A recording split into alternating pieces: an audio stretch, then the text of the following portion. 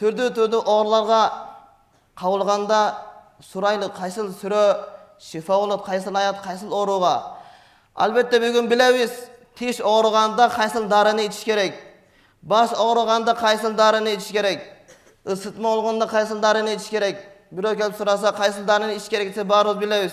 Тайлалхат ичип жылуу жатсаңыз жарым сааттын ичинде айыгып каласың деп баарыбыз билебиз. Бирок баш ооруга кайсыл аят шифа экенин эч ким билбейт тилеге каршы. Ошон үчүн Хадайqa zata bahjatin деген китепте келет. Кайсыл адам ысытма болуп жатсанда ал Анбия сүрөсүнүн 69-аятын окусун. Ал мындайча: "Я нару куни бардан ва саламан ала Ибрахим".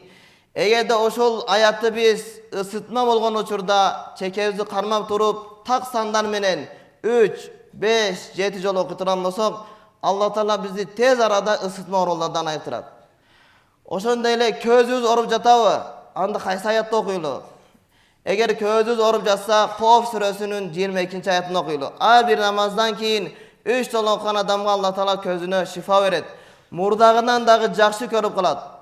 Факашафна анка гитаaka фабасарука al-yawma hadid деген аят.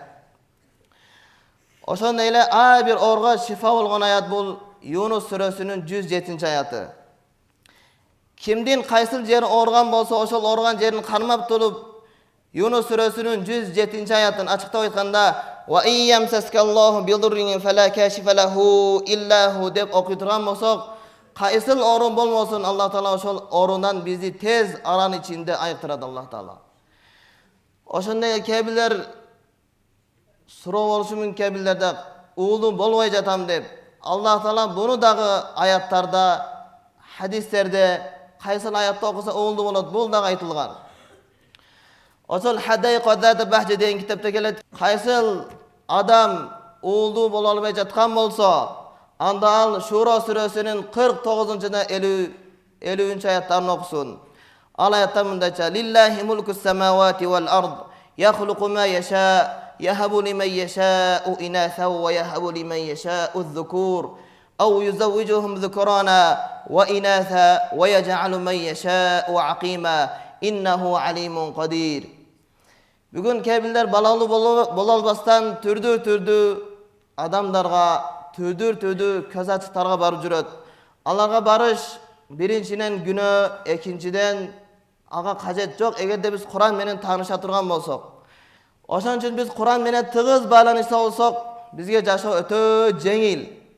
Себеби Алла Таала Куран-ы Керимде бүт машакат иштерди чече турган сүрөлөрдү, аяттарды белгилеп Алла Таала белгилеп койгон биз үчүн.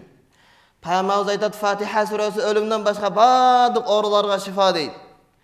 Кайсыл оору менен оорусаңыз Фатиханы окуңуз. Биринчи дарыга, биринчи врачка чуркабастан албетте эң биринчи Аллах Тааладан сурап туруп, Аллах Тааланын сөзү менен кайрылалы. Кээ бирлер айтат, себебин да кылыш керек деп. Жок, эң чоң себеп бул Куран-ы Керим. Эң чоң себеп. Сиз себебин кылбастан жөн турган жоксуз да, сиз Фатиха окуп атасыз, Бакара окуп атасыз. Сизге дары керек болсо акчаны берип туруп, анан дары алсаңыз, ал эми сиз дем салганда Куран окуп туруп, Аллах Тааланын сооп менен биргеликте эң чоң шифаларга жетип кетесиз. Ошон үчүн Аллах Таала баарыбызга дайыма Куран окууга, ошондой эле кайсыл мушкул иштер болсо, кайсыл оору болсо, Аллах Таала өзүнө кайрылып, ошол өзүнүн сөзү менен баардык иштерди чечип, жеңил бүтүрүп берсин. Субханакаллаху ва бихамдик, ашхаду ан ла илаха илля анта, астагфирука ва атубу илейк.